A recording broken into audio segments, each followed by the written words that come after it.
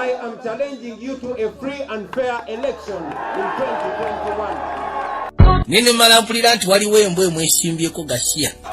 Nkubuli amazima ga Katonda mugulu tujja kanonyesha n'ebigere. Mbabulidde. Kalinoolwekyo mbasira buli yenna asuubira nti agenda kwesiima ku Bobi Wine. Wandifunye Jodda. Linda ebisanja ebijjeyo maaso. N'ensi kati si lwaleero. Mwana muleke. Sikaddamu kalangu. Mbagambye buli awulira nti ayagala kwesiima ku Bobi Wine. Mu butuufu afune ebyokukola. Amwesonyiwe. Kyani yagadde genda kunoonya kalungi njagala abeera n'opposite. Naye bwekiba nti waliwo embwa esuubira omwesiimako, gano okuwagabuwa muganda wange.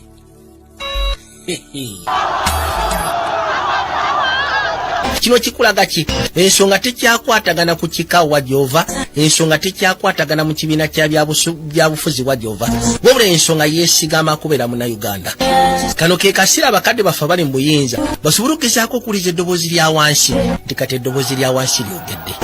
Batulungamye, batukulemberemu, batugayidinge, batulage ki kye tulina okukola, kubanga kati guno gwe mugigi omupya oguliwo.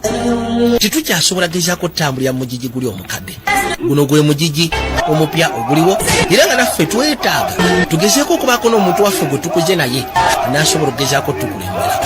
Uganda tugitwale maaso, waleme kubaawo kuyiwa musaayi, mpozi ng'ogasseko n'okubagana n'okuyombagana, kubanga tusiga tuli banna Uganda.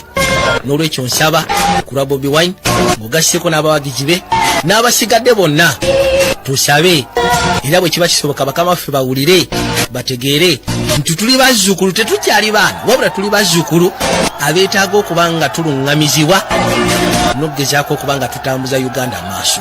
Gino ng'ava waggulu mbategeeza nti saagala mugwemu maanyi, saagala mugwemu ssuubi, kubanga tesaazi gye tulaga tulabayo. Ku lwa muganda waffe Bobi Wine, Honorable Kyagulanyi Ssentamu, ngenda sa. Okay, thank you.